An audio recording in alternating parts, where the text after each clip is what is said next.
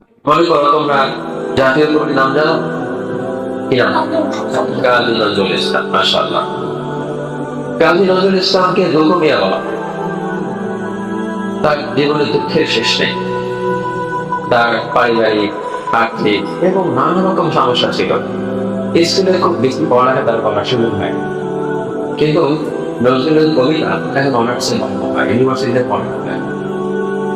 খেয়াল করো, সে যদি মনে করতো যে আমি এই হোটেল চালাই, হোটেলে রুটি বানাই, আমি আর জীবনে কি করবো, এটা যদি মনে করতো, তাহলে নজরুলের নজরুল হয়ে উঠবে না। নজরুলের জীবন 80 বছরের মতো ছিল, হ্যাঁ, তার 70-75 মতো ছিল, কিন্তু উনি সুস্থ ছিল মাত্র 42 বছরের মতো। খেয়াল করো, আমি অলরেডি 42 বছর পার করে ফেলছি।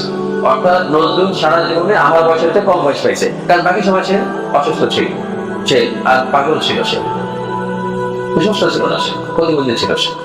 তাহলে আমার চেয়েও কম হায়াত পাইছে বলতে গেলে।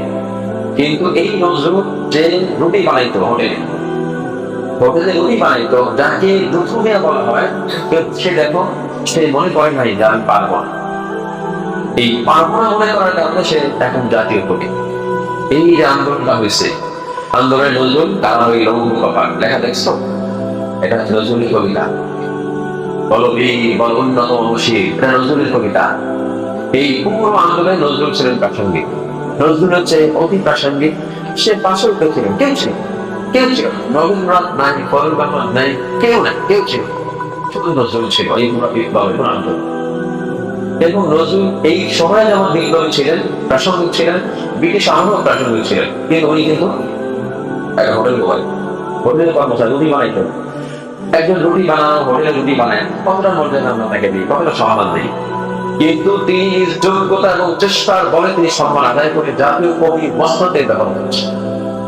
এখন তুমি হতে পারো একজন সাধারণ পরিবারের, তুমি হতে পারো এরকম নজরুলের মতো রকমিয়া, তুমিও তোমার এরকম বসে থাকতে পারে।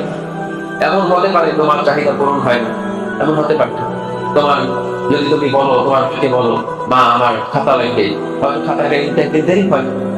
যদি তুমি বলো যে আমার পরীক্ষার ফি দিতে হবে, হয়তো তোমার বাবা পরীক্ষার ফি দেরি হয়, তোমার কষ্ট লাগে, খারাপ লাগে।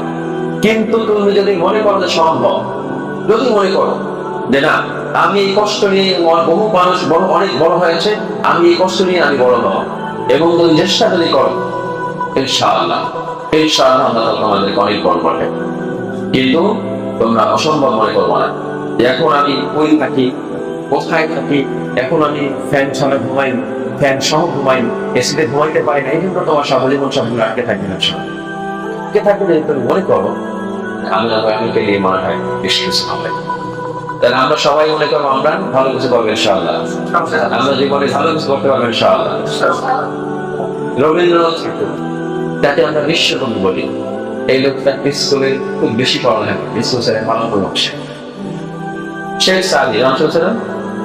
শেখ সাদি, যার চেহারাটা আনন্দ কার করা মানুষ দেখে সুন্দর না, তো শেখ সাদি দেখতে আরো অসুন্দর ছিলেন,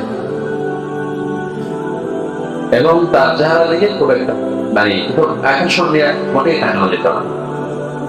কিন্তু শেখ সাদি কোথায়, খেয়াল করো, তুমি কালো হতে পারো, তুমি ভাঙ্গা চূড়া একটা, একবারে চাপা ভাঙ্গা একটা ছেলে হতে পারো, তুমি এমন ছেলে হতে পারো যে তোমাকে কেউ গুরুত্ব দেয় না, তোমার ওস্তাদ গুরুত্ব দেয় না, তোমার মা বলে তোমার কিছু হবে না, তোমার কিছু হবে না। কিন্তু তুমি যদি শুধু মনে করো যে না, আমি করে দেখাবো, ইনশাআল্লাহ ইনশাআল্লাহ ইনশাআল্লাহ অবশ্যই বলছে ভালো কিছু পাবো ইনশাআল্লাহ। হ্যাঁ, এবং জীবনে যারা ভালো কিছু করছে থেকে আসছে, এরকম বলো হ্যাঁ দিকে হবে, এরকম এবার অনেক ভালো যারা করছে একদম ছিল। এই যে বর্তমান পৃথিবীতে আইফোন ছিল দেখলাম না, ভালো ছিল আইফোন নামে একটা ফোন আছে, বুঝছো নি? এটা হলো ওই পিছনে আপেলের ছবিওয়ালা ফোন দেখছো, ওই ফোন, অনেক দামি ফোন, তো তেমন একটা পিছনে দেখা এটা কম দামি ফোন। হ্যাঁ, ওই যে আপেল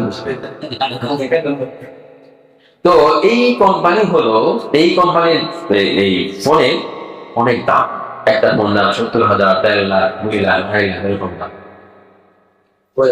এই কোম্পানি একটা ল্যাপটপের দাম এরকম 2-2.5 লাখ, একটা কম্পিউটার দাম 2.5 লাখ, 3 লাখ টাকা, সব দামি জিনিস, আমেরিকান কোম্পানি। এবং গত 5-7 বছর আগে একটা জরিপ বলতেছি, পৃথিবীর সবচেয়ে দামি কোম্পানি ছিল তখন অ্যাপেল। এই অ্যাপেলের প্রতিষ্ঠাতা স্টিভ জবস, তিনি তিনি তার পিতৃ পরিচয় জানেন না। খেয়াল করুন, তিনি তার পিতৃ পরিচয় জানেন না। তিনি বড় হয়েছেন সৎ বাবার ঘরে, মানে তার মায়ের বাবার বিচ্ছিন্ন হয়ে গেছে, মায়ের সাথে আরেক জায়গায় বিয়ে হয়েছে, ওই ফ্যামিলিতে বড় হয়েছে এবং ওই ফ্যামিলিতে উনি খুব যত্নে বড় হন নাই। উনি ওনার জীবনীতে বলেছেন, বক্তৃতায় বলেছেন যে আমি শুধু ভালো খাবারের জন্য, এক বেলা ভালো খাবারের জন্য 7 কিলোমিটার হেঁটে একটা মন্দিরে যেতাম। ওখানে ওই দিন সপ্তাহে একদিন ভালো খাবার দিত, মানে খিচুড়ি দিত। ওই 7 মাইল হেঁটে আমি যেতাম। কেমন আম্বিকা থাকে না, কিন্তু খাবারের জন্য 7 মাইল হাসে। বলছো নাকি হাইডা করি, তোমরা কি ওরকম অবস্থায় আসো?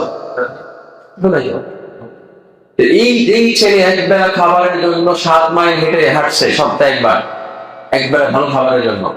ওই ছেলে পৃথিবীর সবচেয়ে দামি ফোন, সবচেয়ে দামি ল্যাপটপ, সবচেয়ে দামি কম্পিউটার, সবচেয়ে ভালো কম্পিউটার কোম্পানি এবং সবচেয়ে দামি কোম্পানির প্রতিষ্ঠাতা দেন।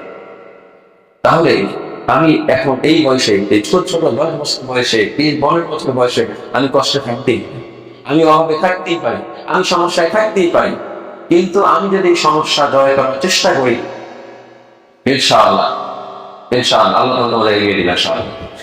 আল্লাহ তোমাদেরকে জীবনে অনেক অনেক কাজ করা, বিশেষ করে দিনে অনেক অনেক কাজ করা তৌফিক দান করেন।